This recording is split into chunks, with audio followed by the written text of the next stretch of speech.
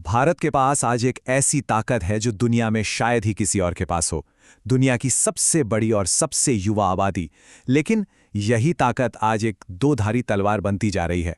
तो चलिए आज इसी गहरे विरोधाभास को समझने की कोशिश करते हैं। ये जो बात है ना, ये इस पूरी कहानी को एक लाइन में कह देती है। एक तरफ हमारे पास पढ़े लिखे काबिल युवाओं की फौज है और दूसरी तरफ नौकरियां नहीं है। तो सवाल ये उठता है कि ये विरोधाभास आखिर है क्यों? चलिए इसकी तह तक चलते हैं। आज की पड़ताल में हम सबसे पहले भारत के सुनहरे अवसर को देखेंगे, फिर उस चौंकाने वाली हकीकत पर नजर डालेंगे जो जमीन पर दिख रही है। हम समस्या की जड़ों को समझेंगे और खास तौर पर महिलाओं और स्किल गैप की बात करेंगे। और अंत में हम उस सबसे बड़े सवाल का जवाब ढूंढेंगे, भारत का ये जनसांख्यिकी भविष्य एक अवसर है या आपदा? तो चलिए बात शुरू करते हैं भारत की सबसे बड़ी ताकत से, इसके युवा, जिसे इकोनॉमिक्स की भाषा में डेमोग्राफिक डिविडेंड या जनसांख्यिकीय लाभांश भी कहा जाता है।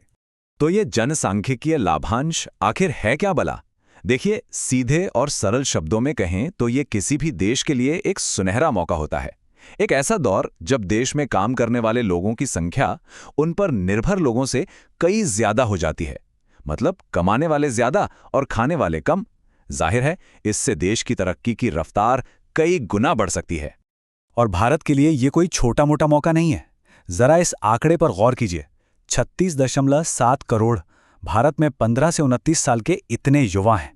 ये सिर्फ एक नंबर नहीं है, ये एक ऐसी जबरदस्त वर्कफोर्स है जो देश की तकदीर बदलने का दम रखती है। और जब हम इसकी तुलना दुनिया के बाकी हिस्सों से करते हैं तो ये तस्वीर और भी साफ हो जाती है। भारत की औसत उम्र आज सिर्फ 28 साल है, वहीं चीन की 39 और यूरोप की 43 है। मतलब जब दुनिया की बड़ी अर्थव्यवस्थाएं बूढ़ी हो रही हैं, तब भारत जवान हो रहा है। लेकिन जैसा कि मैंने कहा, ये कहानी इतनी सीधी नहीं है। इस सुनहरी तस्वीर का एक दूसरा बेहद परेशान करने वाला पहलू भी है। एक ऐसी हकीकत जो हमारी पूरी क्षमता पर ही एक बड़ा सवालिया निशान लगा देती है। सच तो इन आंकड़ों में छिपा है। 15 से 25 साल के वो युवा जो हाल ही में ग्रेजुएट हुए हैं, उनमें से 40%, जी हां 40% बेरोजगार हैं। सोचिए, हर 10 में से 4 पढ़े लिखे नौजवान के पास कोई नौकरी नहीं है। ये एक बहुत ही डरावनी हकीकत है। और सबसे हैरान करने वाली बात तो ये है कि पढ़े लिखे युवाओं को, जिनके पास पहले से कई ज्यादा डिग्रियां हैं, उन्हें नौकरी ढूंढने में अपने कम पढ़े लिखे साथियों से ज्यादा मुश्किल हो रही है। आखिर ऐसा हो क्यों रहा है कि डिग्रियां रोजगार की गारंटी नहीं बन पा रही हैं? और देखिए, ये कोई नई या अचानक आई हुई समस्या नहीं है। ये सिलसिला 1980 के दशक से चला आ रहा है, जब ग्रेजुएट बेरोजगारी 30 से 40% के बीच थी। देश ने अच्छी आर्थिक तरक्की भी देखी, लेकिन ये समस्या जस की तस बनी रही। पिछले 5 दशकों से ये चुनौती हमारे सामने खड़ी है। तो फिर सवाल उठता है कि गड़बड़ कहाँ है? चलिए अब इस समस्या की जड़ों को थोड़ा और खोदते हैं और समझने की कोशिश करते हैं कि वो कौन से बड़े कारण हैं जिनकी वजह से हम अपने इस सुनहरे मौके को पूरी तरह भुना नहीं पा रहे। पहली और सबसे बड़ी जड़ तो हमारे एजुकेशन सिस्टम में ही है। एक तरफ देखिए, संख्या में तो हमने कमाल का उछाल देखा है।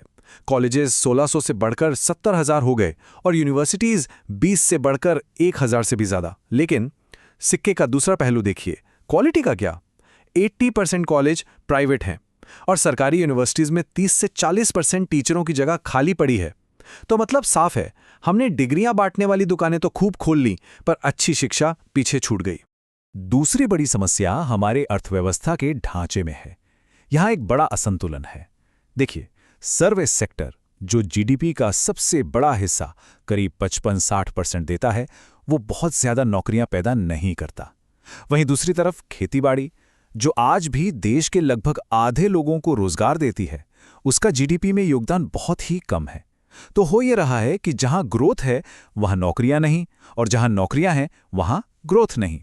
और जो थोड़ी बहुत नौकरियां बन भी रही हैं, उनकी क्वालिटी भी एक बड़ी चिंता का विषय है। महामारी के बाद जो रोजगार बढ़ा, वो ज्यादातर खेती में बढ़ा, जो तरक्की का नहीं बल्कि मजबूरी और संकट का संकेत है। हमारी कुल वर्कफोर्स का 80 से 85% हिस्सा इनफॉर्मल है, जिसका सीधा सीधा मतलब है कम सैलरी, कोई जॉब सिक्योरिटी नहीं और छिपी हुई बेरोजगारी। अब 2 और जरूरी पहलुओं पर आते हैं जो इस संकट को और भी गहरा बना रहे हैं। पहला, कामकाजी महिलाओं की हालत, और दूसरा स्किल की कमी, यानी जो सिखाया जा रहा है और जिसकी बाजार में ज़रूरत है, उसके बीच का फासला। अच्छा, पहली नज़र में ये आंकड़ा काफ़ी उम्मीद जगाता है। हाल के कुछ सालों में वर्कफोर्स में महिलाओं की भागीदारी बढ़ी है और 37 से 40% तक पहुंच गई है। लगता है कि चलो ज़्यादा महिलाएं अब काम कर रही हैं। लेकिन असलियत थोड़ी अलग और जटिल है। जब हम इन आंकड़ों की गहराई में जाते हैं तो पता चलता है कि इनमें से ज़्यादातर महिलाएं या तो सेल्फ एम्प्लॉयड हैं या फिर अपने परिवार के काम में बिना किसी सैलरी के हाथ बटा रही हैं। रेगुलर सैलरी वाली नौकरियों में सिर्फ 20 से 25% महिलाएं ही हैं। तो ये महिला सशक्तिकरण से ज़्यादा मजबूरी में किया जाने वाला काम लग रहा है। तो फिर ये पढ़ाई और नौकरी के बीच का कनेक्शन टूट क्यों रहा है? इसकी एक बहुत बड़ी वजह है प्रैक्टिकल ट्रेनिंग या स्किल्स की भारी कमी। भारत में 0.5% से भी कम लोगों को काम के साथ वाली ट्रेनिंग यानी अप्रेंटिसशिप मिलती है, जबकि विकसित देशों में ये आंकड़ा 3 से 4% है।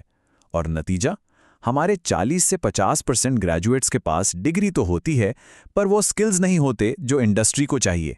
तो इन सभी बातों को एक साथ रखकर देखें तो हम फिर से उसी बड़े और बुनियादी सवाल पर आ जाते हैं। भारत का भविष्य आखिर किस दिशा में जा रहा है?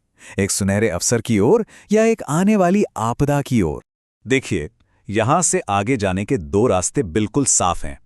पहला रास्ता है लाभांश का, जिसमें हम अपने करोड़ों युवाओं को अच्छी क्वालिटी वाली नौकरियां देते हैं और देश को तेज तरक्की की राह पर ले जाते हैं।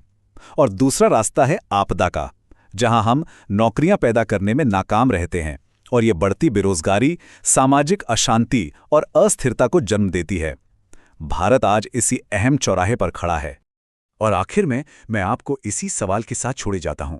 अगर भारत का डेमोग्राफिक स्ट्रक्चर यानी उसकी युवा आबादी की बनावट पूर्वी एशिया के उन देशों जैसी ही हैं जिन्होंने इसी मौके का फायदा उठाकर अपनी किस्मत बदल दी, तो फिर भारत अपनी इस जबरदस्त क्षमता को असल तरक्की में बदलने के लिए इतना संघर्ष क्यों कर रहा है?